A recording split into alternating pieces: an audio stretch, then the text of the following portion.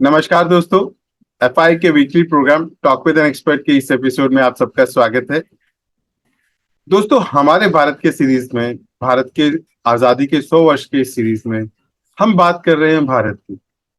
आपके समक्ष हमने हर टॉपिक पे बात की, जिसमें भारत की बात थी, भारत की डेवलपमेंट की बात थी, 1947 के भारत की बात थी, आज के भारत की बात थी और आने वाले भारत की बात। तो उसी सीरीज में हमने अभी कल एंटरप्रेन्योरशिप डे मनाया। आज हम एंटरप्रेन्योर्स की बात करेंगे। हमारा ये प्रोग्राम एंटरप्रेन्योर्स को डेडिकेटेड है और भारत का जो एंटरप्रेन्योर है, भारत का जो एमएसएमई है, वो भारत की इकोनॉमी की बैकबोन भी है, हम सब जानते हैं। तो उसका इतना इम्पोर्टेंट रोल है भारत की इकोनॉमी में, तो उसके लिए क्या क्या स्टेप्स लिए जा रहे हैं सरकार की तरफ से और क्या क्या हमारी जिम्मेवारियां बनती हैं कि हम देश की ग्रोथ के लिए, एमएसएमई की ग्रोथ के लिए हमारा क्या रोल रहेगा, क्या योगदान रहेगा, इस बात को आज हम करेंगे। और हमारे साथ जुड़े हैं डॉक्टर शैलेंद्र व्यास जी। डॉक्टर शैलेंद्र जी, आपका आज एक बार फिर से बहुत बहुत स्वागत है। तो दोस्तों, डॉक्टर शैलेंद्र जी के बारे में आप सभी जानते हैं और इंट्रोडक्शन तो आप पहले ही कर चुके हैं।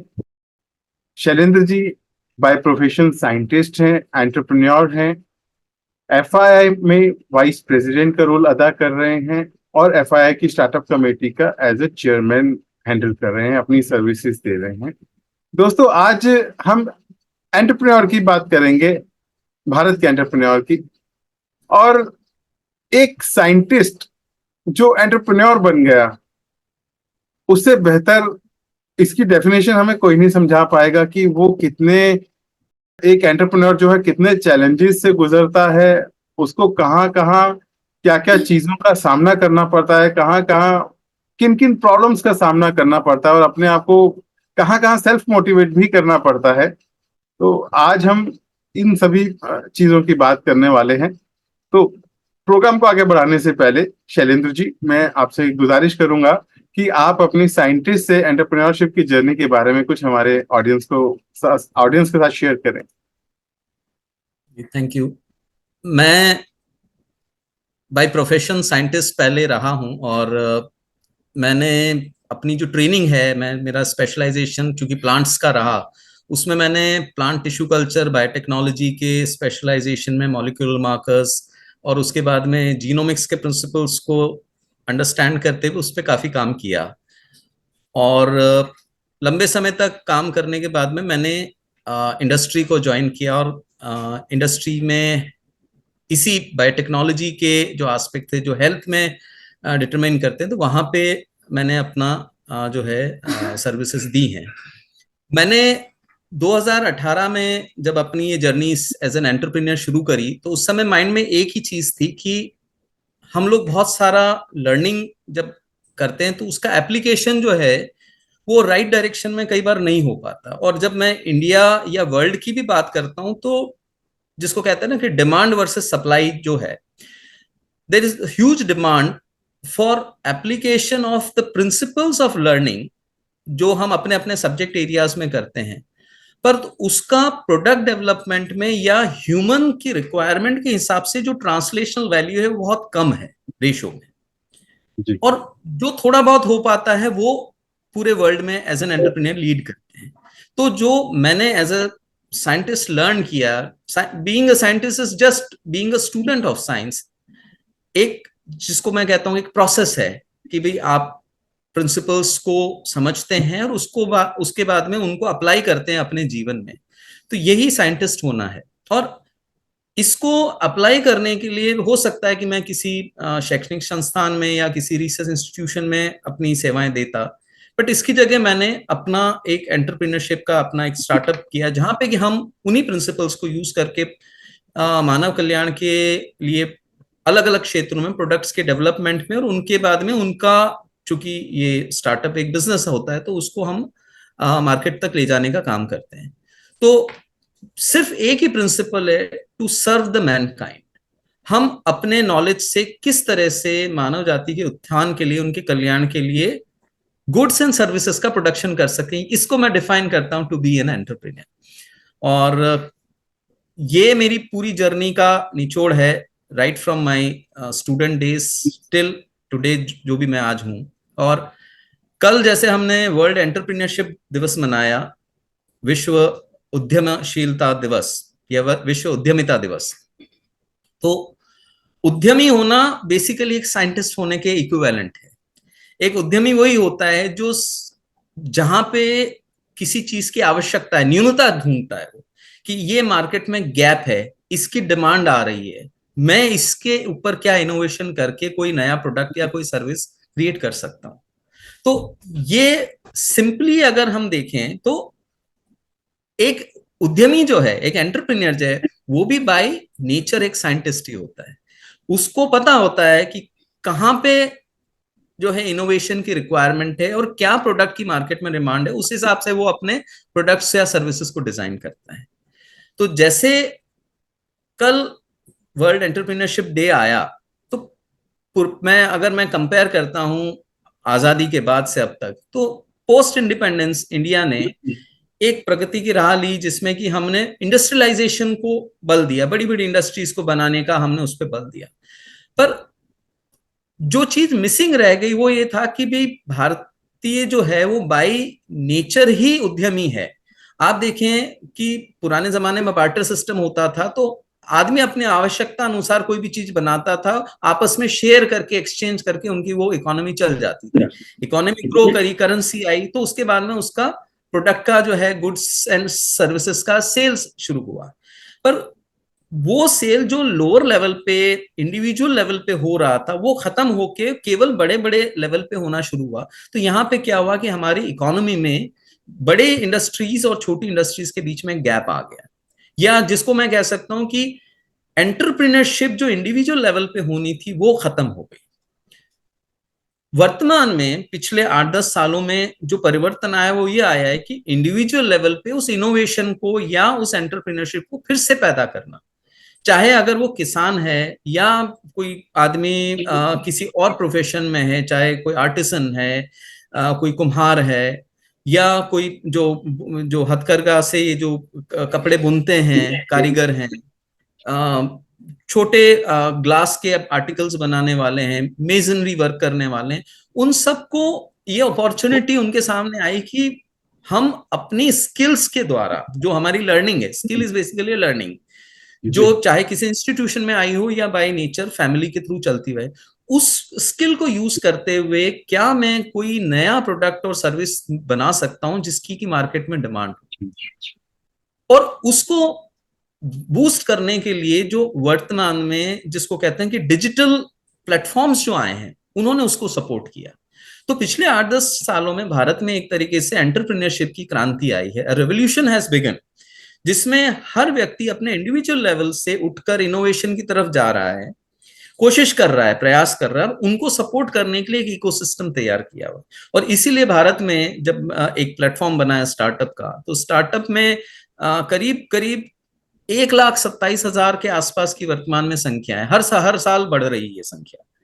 तो इतने सारे जब स्टार्टअप्स आ रहे हैं, तो इसका मतलब है कि इतने सारे लोग जो हैं इनोवेशन की तरफ अपना प्रयास कर रहे हैं।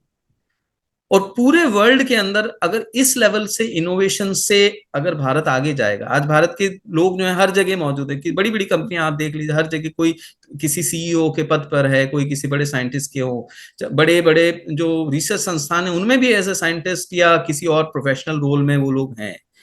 तो इंडियन या जो भारतीय हम जो कहते हैं, हम जिस मूल के हैं, वो बाय नेचर ही उद्यमी है। ठीक है, उसको मौका नहीं मिला तो उसने अपने अपने लर्निंग्स को किसी और डायरेक्शन में ले गया, पर अब जब मौका मिल रहा है तो वो एंटरप्रीनियरशिप तब जा रहा है।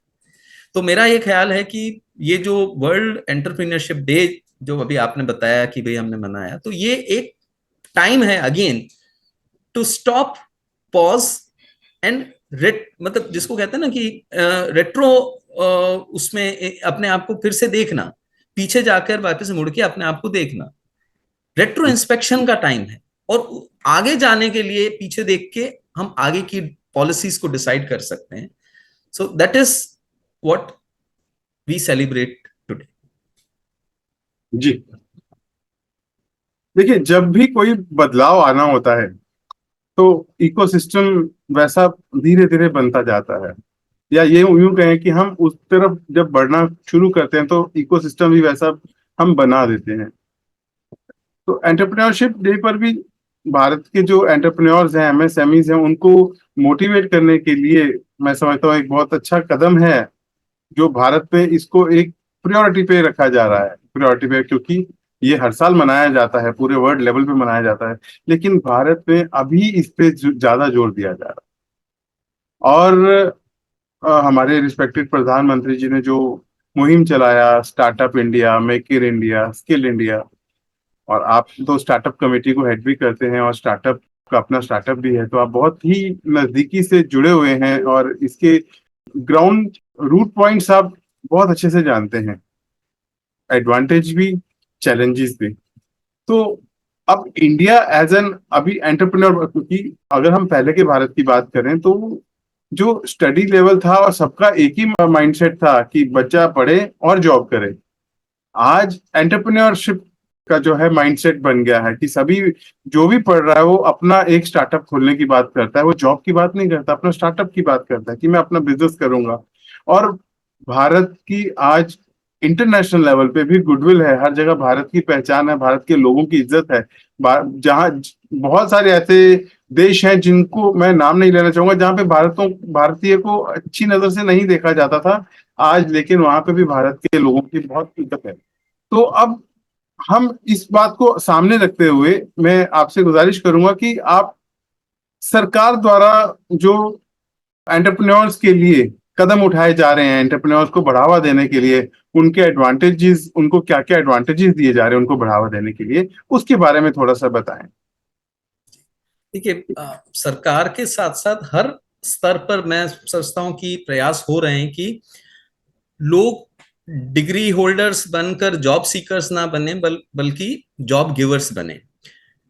स्कूलों में आज मेरा एक सौभाग्य रहा, मैं एक स्कूल में गया था, तो उस स्कूल में उन्होंने एक एंटरप्रेन्योरशिप सेल बना रखी और गवर्नमेंट कुछ उसको जो है फंड करती। वो अपने वहीं पे विद इन द स्कूल जो है एक बच्चों के बीच में कंपटीशन रखवाते हैं एंटरप्रेन्योरशिप का, और वो बच्चे जो है इनोवेटिव आइडियाज के साथ कुछ प्रोडक्ट बनाते हैं, कुछ उनको प्रोत्साहन मिलता है कि भाई वो सेल भी करें उस प्रोडक्ट को, और अगर वो सक्सेसफुल होता है तो उसको और आगे ले जाने का सरकार मौका दे रही।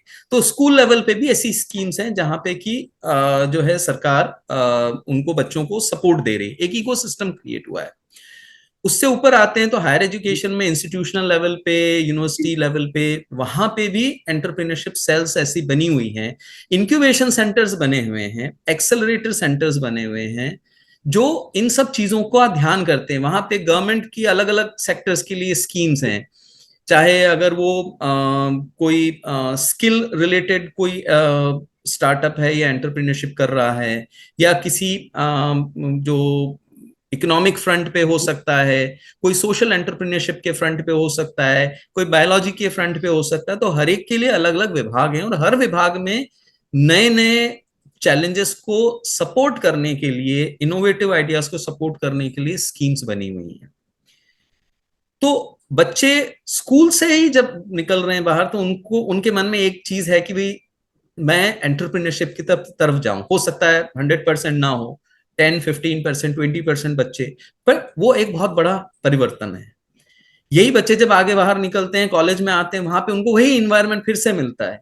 तो जो एंटरप्रेन्योरशिप माइंड वाले बच्चे हैं, जिनको की भी अच्छी ग्रूमिंग मिल जाती है, तो वो वहां पे अपने उस हुनर को दिखा के और अपने स्टार्टअप को एस्टैब्लिश करते हैं, या प्रोडक्ट को एटलीस्ट वो होन करते हैं ताकि वो एक मार्केट रेडी या मार्केट फिट प्रोडक्ट या कोई सर्विस है तो वो बन पाए। स्कूल कॉलेजेस के बाहर भी जब हम जाके देखते हैं तो बहुत सारे ऐसे वेंचर स्टूडियोज बने हुए हैं, प्राइवेट भी ऐसे स्टूडियोज हैं, ऐसे इन्वेस्टमेंट के नेटवर्क्स बने हुए हैं जो इन प्रोडक्ट्स को या इन लोगों के स्टार्टअप्स को देखते हुए उनको सपोर्ट करने के लिए आगे आते हैं। ये पहले नहीं था, अभी वर्तमान में बहुत सारा हुआ है। कुछ लिमिटेशन है कि बैंक्स इनको सपोर्ट करने के लिए, जैसे कि जब कब सब करते हैं तो बेसिक फंड मिल जाता है, बट आगे जब बढ़ना बढ़ना होता है तो उस समय हो सकता है कि उनको फंड्स की जरूरत होती है। बैंक्स में स्कीम्स हैं, बट ट्रांसलेशनल वैल्यू में मेरे को लगता है कि मैं जो मार्केट में देखता हूं तो वो चैलेंज अभी भी है उसका। बैंक स्कीम्स में या बैंकों के द्वारा स्टार्टअप को सपोर्ट करने के लिए बहुत ज्यादा इकोसिस्टम अभी तैयार नहीं है, वो एक गैप है जहां पे होता है। बट जहां सक्सेसफुल हो जाता है, कोई व्यक्ति स्टार्ट कर लिया उस एंटरप्रेन्योरशिप, अगर उसने एमएसएमई अपने आप को एस्टेब्लिश करके रजिस्टर कर लिया है तो फिर आगे गवर्नमेंट का फिर से प्रोत्साहन मिलता है। जैसे गवर्नमेंट की जो सरकारी विभाग है उनकी बाइंग आजकल ई प्रोक्योरमेंट की जगह जो गवर्नमेंट ई मार्केट प्लेस है उसके थ्रू होती है, तो वहां पे प्रायोरिटी दी जाती है कि अगर आपका प्रोडक्ट मेक इन इंडिया है और अगर आप उसमें ये भी एस्टेब्लिश करके बता सकते हैं कि इतना परसेंट हम जो है इनोवेशन या उसमें जो है इंडियन कंपोनेंट हमारा इतना परसेंट है, तो उसके बेसिस पे भी जो है बायर उस आपके प्रोडक्ट को प्रेफर करता है। तो आपका प्रोडक्ट जो बीच में या अर्ली स्टेज में रेडी हुआ था, आपने उसको एज ए स्टार्टअप एस्टेब्लिश कर लिया और आपने जो बीच की जो थोड़ी बहुत फंडिंग के बॉटल है कि अगर उसको आपने पार किया तो नेक्स्ट लेवल पे जाके फिर से आपको सपोर्ट मिलता है।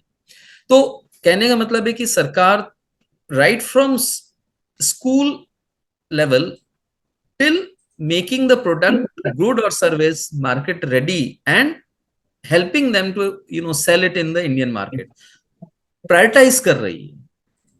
इवन बाहर से जो हम इंपोर्ट करते हैं उसमें गवर्नमेंट के जो स्कीम है उसमें वो होता है कि भाई वो कस्टम ड्यूटी बढ़ा रहे हैं, तो एक तरह का डेटरेंस भी क्रिएट कर रहे हैं कि भाई लोग अगर भारत में वो चीज बन सकती है और लोग बना रहे हैं और बाहर से आने पे वो माल महंगा होता है तो वो जब कॉम्पिटिटिव बिडिंग होती तो उसमें वो पीछे रह जाएगा। तो ये एक ऐसा इकोसिस्टम गवर्नमेंट ने तैयार किया है, तो मेरे ख्याल से सरकार कर रही है और हर स्तर पे इसके प्रयास हो रहे हैं। न सिर्फ सरकार बल्कि प्राइवेट ऐसे कई नेटवर्क्स बने हैं, जैसे मैं बता रहा था कि कई ऐसे फंड्स बने हैं, कई ऐसे स्टूडियोज बने हैं जहाँ पे कि उन्हीं कंसेप्ट से उन्हीं आइडियाज के ऊपर ये जो एंटरप्रेन्योरशिप माइंड्स है उनको ला के उनको काम कराने का मौका दिया जाता है। और उसके साथ साथ बहुत सारे मेंटर्स भी आज की तारीख में अवेलेबल हैं जो आपको गाइड करने के लिए तैयार हैं। आपके अगर आपके पास में कोई आइडिया है और आप उसे आगे ले जाना चाहते हैं तो मेंटर्स भी हैं। हमने जब शुरू की थी तो हमारी जर्नी में भी we have mentors with us जो हमें राइट डायरेक्शन में गाइड करते हैं। कई बार क्या होता है कि भाई आपको मार्केट के हिसाब से अपने स्ट्रेटजीज को पिवट करना पड़ता है, चेंज करना पड़ता है, तो उस समय भी आपको जो है ना कि जिसको कहते हैं कि भी डायनामिक स्टेट में रहना पड़ता है। ये नहीं कि मैंने बना दिया प्रोडक्ट अब वो मार्केट में उसकी एक्सेप्टेंस नहीं है तो आप लेके बैठे हैं फिर आप कहेंगे भी फेल हो गया, वो नहीं, वहां पे आपको पिवट करने की आवश्यकता होती है, तो वो उसको करने के लिए यू नीड मेंटर्स। तो तो वो भी अवेलेबल है। तो Indian ecosystem for entrepreneurship is you know warm and ready right now. बस लोगों को बाहर आके, और जितने लोग आ रहे हैं उससे दुगनी तिगनी गति से बाहर आए, इस फील्ड में आए, तो ये बहुत बड़ा सक्सेसफुल रेवोल्यूशन हो सकता है। जी शैलेंद्र जी, एक आपका फील्ड है बायोटेक का, बायोटेक बायो इकोनॉमी का। तो अगर हम बात करते हैं भारत की आजादी के 100 वर्ष और अभी बायो इकोनॉमी का बहुत बड़ा स्कोप भी देखा जा रहा है और बायो इकोनॉमी की तरफ काफी फैसिलिटीज सरकार प्रोवाइड कर रही है और आप भी बायो इकोनॉमी से बहुत क्लोजली जुड़े हैं। तो आप as a entrepreneur, as a scientist, दोनों ही नजरियों से बायो इकोनॉमी का क्या रोल रहने वाला है भारत के आने वाले समय में, ये थोड़ा सा बताएं। भारत ही नहीं पूरे विश्व में बायो इकोनॉमी का बहुत बड़ा रोल होने वाला। अभी एक रिपोर्ट आई थी जी। उसमें करीब करीब हम ये मानते हैं कि भी अगर वर्ल्ड इकोनॉमी जो है अगर 105 ट्रिलियन यूएस डॉलर के इक्विवेलेंट अगर है, तो ये कहते हैं कि 60% of the physical products in the economy वो बायोलॉजी या बायोलॉजिकल किसी न किसी रिसोर्स से जुड़ा हुआ है। तो इकोनॉमी में कोई भी फिजिकल इनपुट यानी कोई भी कंपोनेंट, चाहे गुड्स हो सर्विसेज हो, वो मतलब जो जो बायोलॉजी है या बायोटेक्नोलॉजी हो सकती है या लाइफ साइंसेस के आसपास जो प्रोडक्ट्स एंड सर्विसेज हैं उनके साथ जुड़ी, चाहे हेल्थ केयर ले लीजिए, आप एग्रीकल्चर ले लीजिए, बहुत बड़े सेगमेंट हैं। इसमें बिना बायोलॉजिकल रिसोर्स के आप जो है इकोनॉमिक कोई प्रोडक्ट, गुड्स या सर्विस कोई बना ही नहीं सकते। तो 60% अगर प्रोडक्ट्स, अगर उसके हम मान लें कि वो टच करते हुए आ रहे हैं या आएंगे, तो आप देखिए कि भी 105 की US$ ट्रिलियन की इकोनॉमी अगर हम कह रहे हैं, तो 60 ट्रिलियन US$ का साइज है। भारत अभी 5 ट्रिलियन US$ से 10 ट्रिलियन US$ के लिए अचीव करने के लिए स्ट्राइव कर रहा है। तो मुझे लगता है कि उसमें बायो इकोनॉमी का बहुत बड़ा रोल हो सकता है।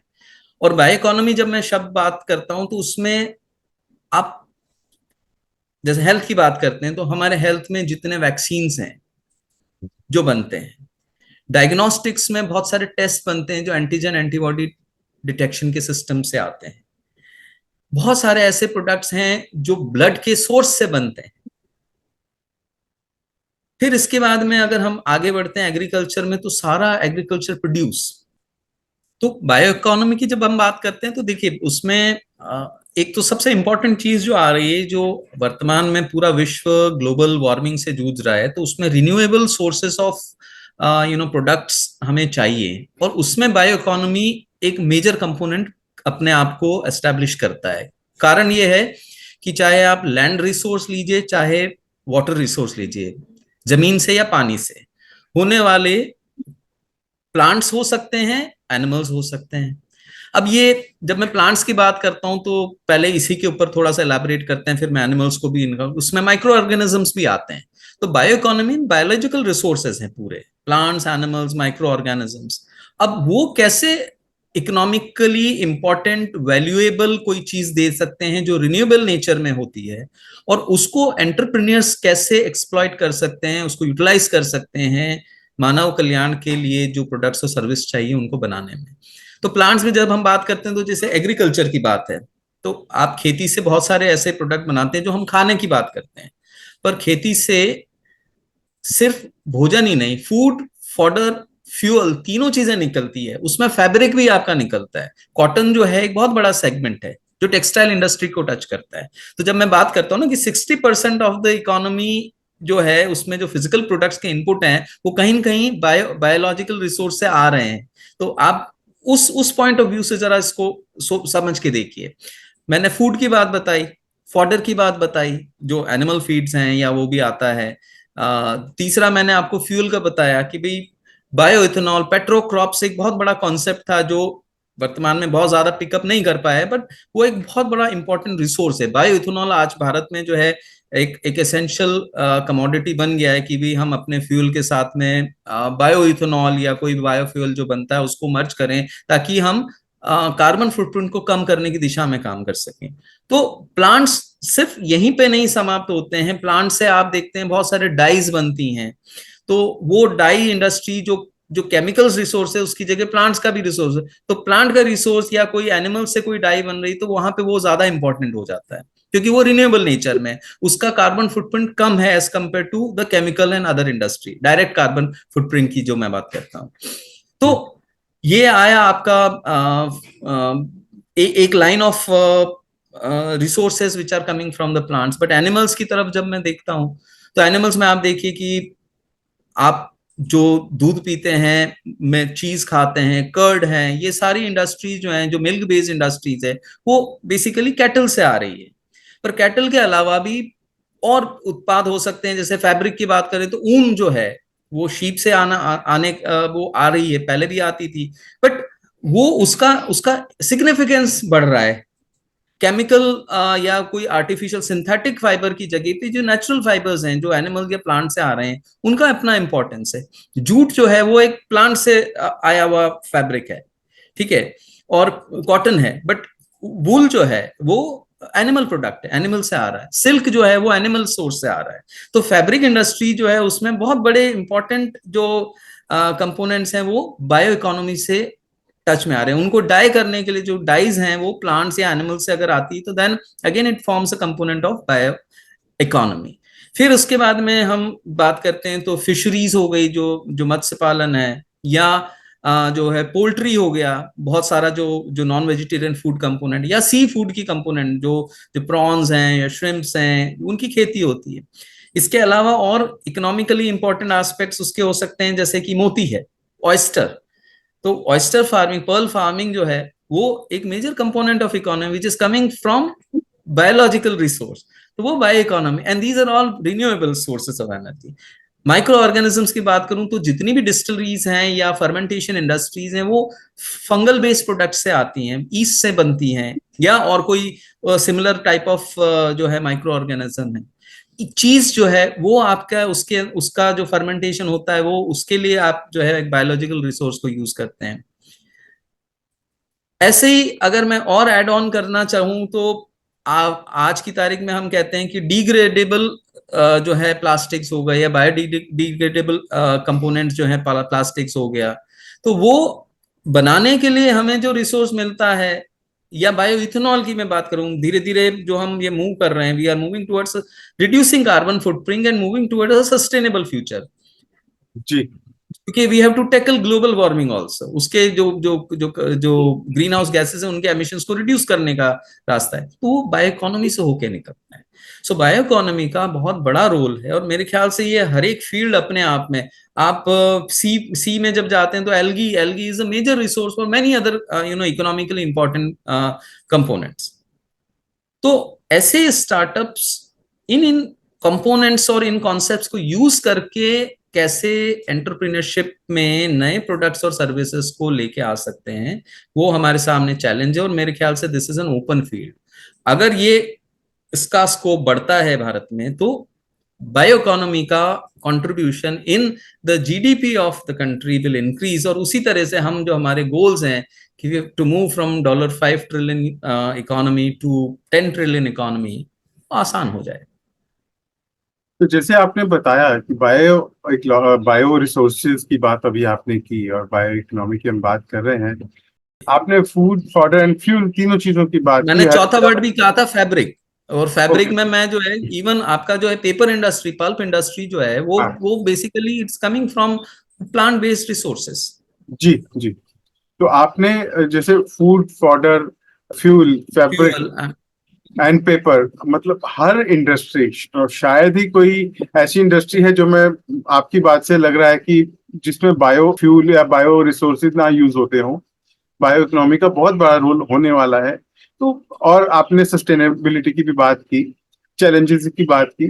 तो अभी आप जो, जब हम भारत की इस आजादी के 100 वर्ष की बात करते हैं या आने वाले समय की बात करते हैं, तो ऐसे कौन कौन से चैलेंजेस हैं जो हम मेजरली फेस करने वाले हैं और उसका सॉल्यूशन क्या देखते हैं आप? देखिए, जो अभी पूरा विश्व जिस संकट से जूझ रहा है वो मतलब जो पृथ्वी का तापमान है वो बढ़ रहा है। ठीक है, जी करीब 2 डिग्री बढ़ गया है पिछले कुछ वर्षों में। तो बट इसका इम्पैक्ट जो है वो बहुत खतरनाक है। जितने ग्लेशियर्स हैं या जितने जो जो वाटर रिसोर्सेज जो आइस के फॉर्मेट में हैं वो पिघल रहे हैं। उससे आपने देखा मालदीव्स के जो है कि भी कुछ आइलैंड्स जो है कि डूबने की कगार तक आ गए हैं। तो जी अगर पानी सी लेवल राइज करेगा तो लैंड रिसोर्स हमारा कम होगा। दूसरा, पूरे मौसमों में जो जो जो जितने भी मौसम है उन सब में परिवर्तन आ जाएगा, वेदर चेंजेस होंगे, क्लाइमेटिक चेंजेस होंगे, तो जो लाइफ है, हमारा जो जीवन है, उसके ऊपर बहुत बड़ा इम्पैक्ट आने की संभावना है। तो और ये भविष्य में ऐसा ना हो, तो इसके लिए वर्तमान में केवल भारत ही नहीं, पूरा विश्व जो है इसमें लगा हुआ है कि भी हम कैसे, हम अपने जो जिसमें जैसे कहते हैं ना, हम डेवलपमेंट की तरफ गए और हमने ऐसे ऐसे रिसोर्स क्रिएट कर लिए जिससे कार्बन फुटप्रिंट बढ़ा, ग्रीन हाउस गैसेस का एमिशन बहुत हुआ। अब हम वापस से पीछे की तरफ जा रहे हैं कि भी हम ऐसे रिसोर्सेस को पीछे छोड़ आए, भूल आए, कि जिससे कि हम एक कहते हैं कि सस्टेनेबल डेवलपमेंट कर सकते थे, वो छूट गया, तो उसकी तरफ वापस जा रहे हैं। अभी वर्तमान में भारत ने, ये सरकार ने जो ये कहा है, COP28 में भी उन्होंने कमिट किया है कि हम हमारे कार्बन फुटप्रिंट्स को रिड्यूस करेंगे और नियरली जितना है उसका हाफ अभी कर देंगे। 2070 तक जाते जाते हम जो है कार्बन न्यूट्रल या कार्बन जीरो होने की उसमें स्टेज में आ जाएं। कि इसका मतलब क्या है कि हम जितना कार्बन एमिट कर रहे हैं उतना का उतना कार्बन को ऑफसेट करने के लिए हम ऐसे प्रोजेक्ट्स या ऐसी टेक्नोलॉजी ले आए जिससे वापस से कार्बन जो है एसिमुलेट हो जाए।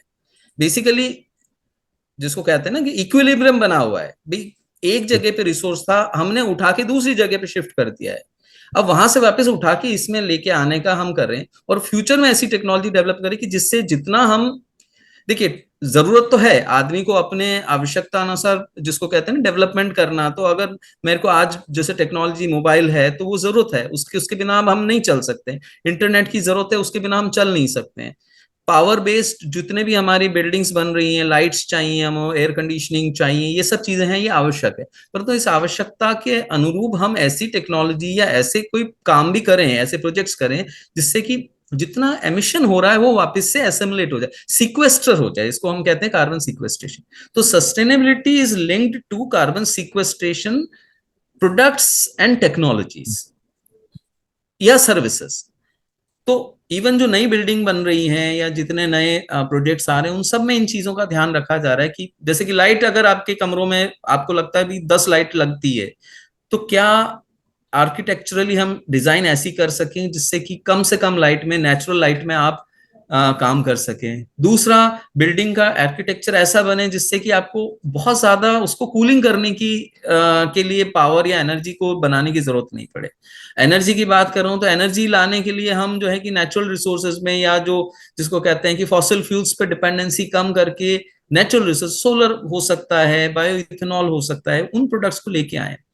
तो world has to tackle this challenge of global warming, और उसको लाने के लिए हमें सस्टेनेबल हमारे जो कंपोनेंट्स हैं उनको बल देना पड़ेगा, और उसको लाने के लिए एक बहुत बड़ा एक नया फील्ड खुल रहा है एंटरप्रेन्योर्स के लिए, कि भाई वो इस तरह के इनोवेटिव कॉन्सेप्ट्स को लेके आए जिससे कि हम सस्टेनेबल डेवलपमेंट की तरफ जा सके। तो मेरा बस इतना ही ये कहना है इसमें कि एंटरप्रेन्योरशिप में सस्टेनेबिलिटी, ये जिसको कहते हैं हैंड इन ग्लव्स जो है, वो दोनों साथ साथ चलने के लिए तैयार हैं, and the field is vast open. नए एंटरप्रेन्योर्स जो हैं इस दिशा में सोचेंगे तो मेरे को लगता है कि हम हमारे जो जिसको कह सकते हैं कि भी हम अगली पीढ़ी के लिए जो काम करना चाहते हैं कि we give them a healthy planet, हम उनको लिए एक जिसमें वो रह सकें। जैसे पानी की एक बहुत बड़ी समस्या होती है कि हो सकता है फ्यूचर में, कुछ लोगों ने कहा कि वॉर सिर्फ पानी, पीने के पानी के लिए ही हो, water water water everywhere but not a drop to drink. अगर पीने के लिए पानी नहीं बचा तो फिर क्या करेंगे? तो उन चीजों को ध्यान में रखते हुए हम अपने इनोवेशन को लेके आए, और अगर वो लेके आते तो मेरे ख्याल से हमारे जो प्रयास हैं या हमारी जो बातचीत है वो भी सार्थक होगी। जी, शैलेंद्र जी, आज का हमारा टॉपिक बहुत गहरा और बहुत ही इंटरेस्टिंग है। इसमें और बहुत सारी बातें करने को हैं लेकिन समय में अलाउ नहीं कर रहा। तो आपसे रिक्वेस्ट करूंगा, आपके थ्रू मैसेज देना चाहूंगा कि आप एक तो प्रोग्राम को कंक्लूड करने के लिए कुछ कहें और आप हमारे यूथ के लिए कुछ गाइडेंस दें। आप कुछ दो शब्द कहें प्रोग्राम को कंक्लूड करने के लिए। नहीं, मैं बस इतना ही कहूंगा कि भावी पीढ़ी के लिए अगर कुछ कर सकते हैं तो हम, वो समय आज है। अगर हमने आज एक्शन नहीं लिया तो भविष्य जो है वो हमें हमेशा कोसेगा, हमारी पीढ़ियां जो है वो हमें कोसेगी कि हमने जो, या हमसे जो पूर्व में जो पीढ़ियां हमें देखी गई, एक जिसको कहते हैं ग्लोबल वार्मिंग का चैलेंज देखी गई, आज हम उससे टैकल कर रहे हैं। तो ये मैं आज सिर्फ एक ही मैसेज दूंगा कि भाई this is the time to act. और एंटरप्रेन्योर्स के लिए, चूंकि हमने आज टॉपिक ही एंटरप्रेन्योरशिप का लिया और 100 इयर्स ऑफ इंडियन इंडिपेंडेंस की बात हम कर रहे हैं, तो अगले 25 साल के अंदर हम ये वाले एस्पेक्ट को लेके एंटरप्रेन्योरशिप की तरफ जाएं। हर फील्ड में सस्टेनेबिलिटी का एक एस्पेक्ट है। आज अभी एक नया कॉन्सेप्ट चला है, एनवायरमेंट सोशल गवर्नेंस। तो वो वाला एक एरिया है जिसमें बहुत सारे नए काम होने वाले हैं। तो एंटरप्रेन्योर्स के लिए ये अपॉर्चुनिटी है। एंड मैं फेडरेशन ऑफ इंडियन इंडस्ट्री की तरफ से भी ये कहूंगा कि भाई that opportunity is open for all. आप आइए और हमारे साथ काम करिए, और हम मिलकर, जिसको मैं कह रहा हूं कि this a time to act now, एक साथ मिलकर इस बड़े चैलेंज को टैकल करते हैं। Thank you Shailendra ji. तो दोस्तों, आज हमने एंटरप्रेन्योरशिप के ऊपर बात की और बायो इकोनॉमी के ऊपर बात की, बायो रिसोर्सेज के ऊपर बात की, जो कि एक बहुत ही इंटरेस्टिंग सब्जेक्ट रहा। आज का हमारा डिस्कशन बहुत ही इंटरेस्टिंग रहा। लेकिन एक जो सबसे महत्वपूर्ण बात शैलेंद्र जी ने हमसे कही, वो ये कही कि जो करना है आज करना है, जो डिसीजन लेना है आज लेना है। क्योंकि एक एंटरप्रेन्योर जो है वो भारत की इकोनॉमी का बहुत बड़ा रोल अदा करता है, भारत की इकोनॉमी में। और एक जब सर्विस क्लास की हम बात करते थे वो एक एंटरप्रेन्योर तक सीमित होता था, लेकिन आज जब हम एंटरप्रेन्योरशिप की बात करते हैं, एंटरप्रेन्योर डेवलप करने की बात करते हैं, तो एक एंटरप्रेन्योर जो है वो एक इंजन की तरह है। तो इंजन की डायरेक्शन सही होगी तो इकोनॉमी भी सही डायरेक्शन में जाएगी, देश भी सही डायरेक्शन में जाएगा, और हमारा यूथ भी सही डायरेक्शन में जाएगा। तो ये हम सबकी एक बहुत बड़ी जिम्मेवारी है कि अगर हम इंजन बने हैं तो हम सही डायरेक्शन में चलें, और जो इम्प्लीमेंट करना है आज करें। क्योंकि आज का वक्त दोबारा नहीं आने वाला, और आज का वक्त इतना महत्वपूर्ण वक्त है जब हमारे पास सभी रिसोर्सेज हैं, हेल्थ, वेल्थ, हर तरह की अपॉर्चुनिटी है। हमारे हमें आज किसी चीज की कमी नहीं है। कमी है तो इम्प्लीमेंटेशन की। सही डायरेक्शन भी हमारे साथ है, सही रिसोर्सेज भी हमारे साथ हैं, सही मेंटर्स भी हमारे साथ हैं। बस इम्प्लीमेंटेशन करना है, यही हमारी एक सबसे बड़ी जिम्मेवारी है। तो इसी के साथ दोस्तों, हम आज के इस एपिसोड में यहीं इजाजत लेते हैं। अगले हफ्ते हम मिलेंगे एक नए गेस्ट स्पीकर के साथ और एक नए टॉपिक के साथ। धन्यवाद।